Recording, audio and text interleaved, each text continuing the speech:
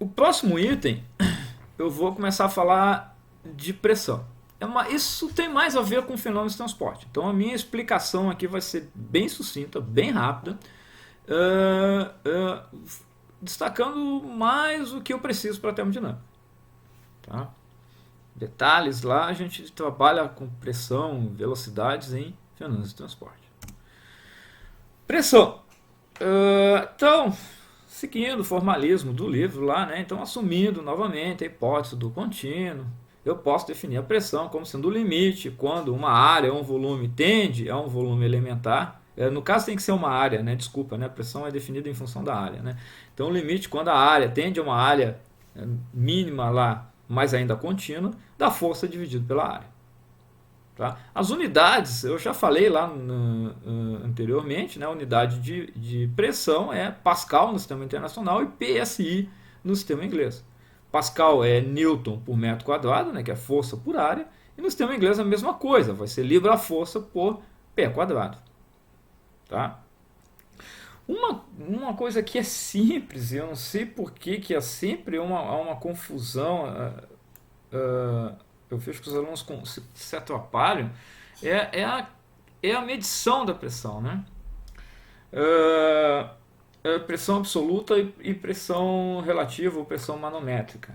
Tá? Isso é sempre uma grande confusão.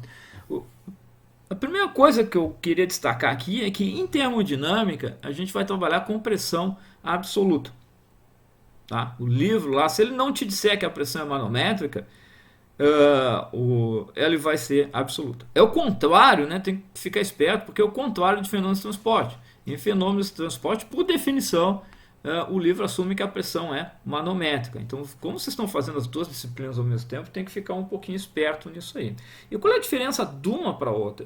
É bem simples, só tem a ver com o referencial, né? A única coisa que tem a ver é o referencial. A pressão absoluta, que é o que a gente vai trabalhar aqui em termodinâmica, ela parte de uma referência onde a pressão é zero. Né? Ela vai do vácuo absoluto, né? Não tem pressão nenhuma, até a pressão que eu quero medir aqui em cima. Né? A pressão que eu estou medindo aqui em cima. Essa é a pressão absoluta, é essa que a gente vai usar em termodinâmica. Qual é a diferença entre a absoluta e a manométrica? A manométrica só muda o referencial. Ela deixa de colocar o referencial lá embaixo, onde era zero, e joga o referencial aqui, ó, no nosso dia a dia, no ambiente. Né? O referencial passa a ser a pressão atmosférica. Ah, mas por que isso? Para complicar a nossa cabeça, professor? Não, não é para complicar. É para facilitar, na verdade. Principalmente do ponto de vista da medição. É mais fácil você desenvolver um equipamento. Eu vou falar alguns princípios básicos de medição de pressão agora nos slides seguintes. E o que acontece? É muito mais fácil você comparar alguma coisa, a pressão que você quer medir dentro de um tanque lá, com a pressão atmosférica, do que comparar com um vácuo. Então é muito mais fácil você fazer uma medição da pressão atmosférica em relação à pressão atmosférica do que em relação ao vácuo. Então, como você sabe qual é a pressão atmosférica, daí se você precisar da pressão absoluta, é só fazer uma conta, né? Tá? Então a única diferença é essa. Tá? É que a absoluta é medida em relação ao zero absoluto e a manométrica, né, é medida em relação à pressão atmosférica. Tá certo?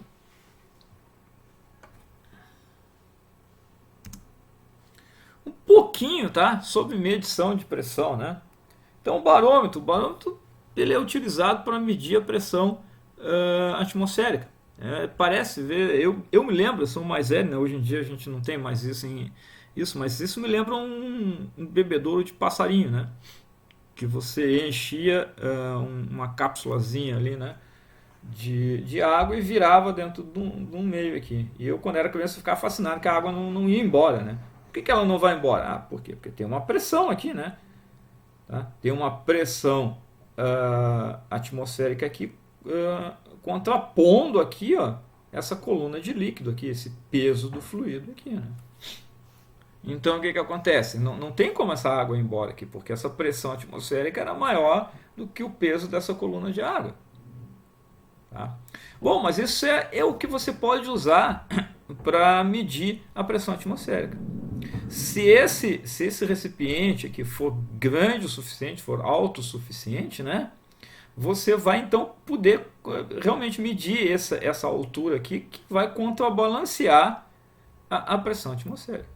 Obviamente a gente não faz isso com água. Por que a gente não faz isso com água? Porque se fosse fazer com água, eu ia precisar que esse recipiente aqui tivesse 10 metros de comprimento. E daí fica complicado você fazer a medição. Então, normalmente, o barômetro ele trabalha com mercúrio, porque o mercúrio tem uma massa específica que é 13 vezes, 3,5 vezes maior do que a massa específica da água. Então, essa coluna aqui, ela tem 760 milímetros de Hg. Certo? Então, como é que eu meço a pressão atmosférica? Eu vou medir a pressão atmosférica em função aqui, ó, dessa altura que eu vou medir aqui com uma reguinha aqui, né? Eu vou medir, na verdade, comprimento, e a partir desse comprimento eu vou calcular indiretamente a pressão. No caso, a pressão atmosférica. Tá? Então, esse peso de fluido aqui, que pode ser convertido em pressão, né? Como é que eu faço isso? Eu pego a massa específica, multiplico pela gravidade e multiplico pela altura da coluna de fluido.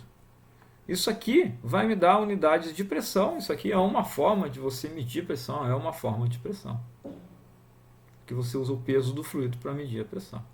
Obviamente eu não vou ter vácuo aqui, né?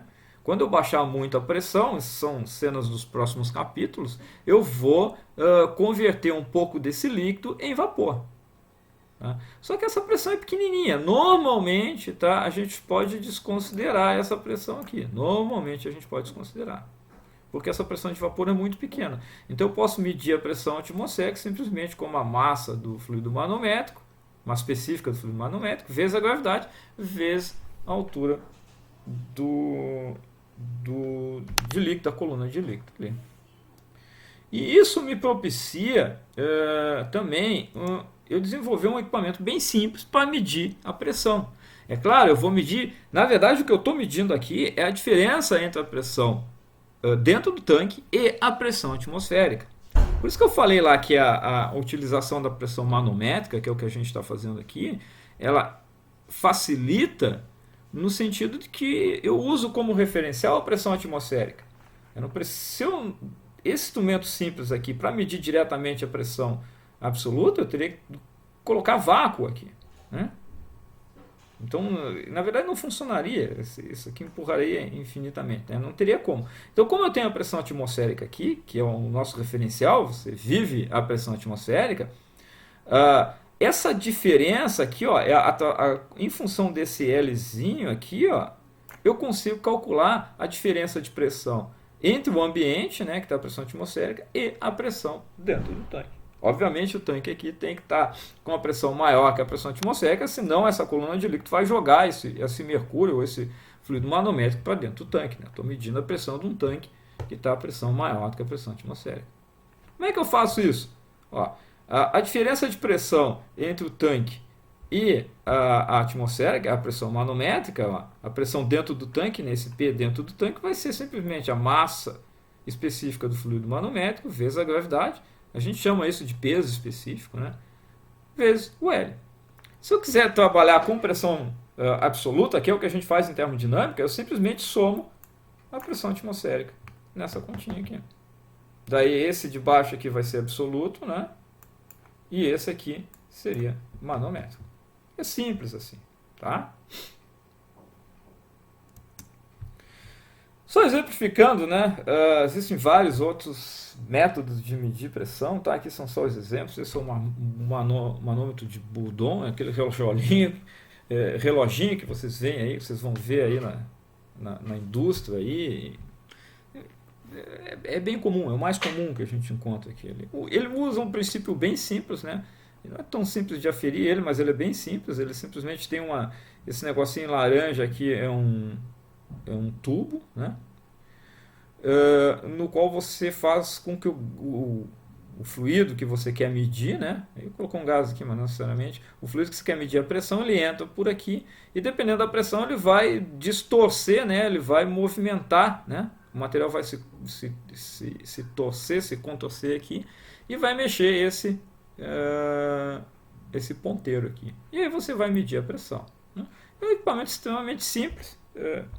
Extremamente simples é um exagero, né? Mas é um equipamento bastante simples. Depois em Fernandes Transporte provavelmente vocês vão ver vão desmontar, vão ver esse equipamento por dentro aqui. É uma forma de medir a pressão. Não vou entrar em detalhes aqui, hoje em dia se usa muito os transdutores, né, e tem vários princípios de funcionamento, mas eu só quero destacar aqui que a facilidade desse equipamento é que você consegue ligar ele diretamente num computador, numa estação, e você pode monitorar a pressão num determinado vaso, lá, ou num determinado tanque à distância. Né?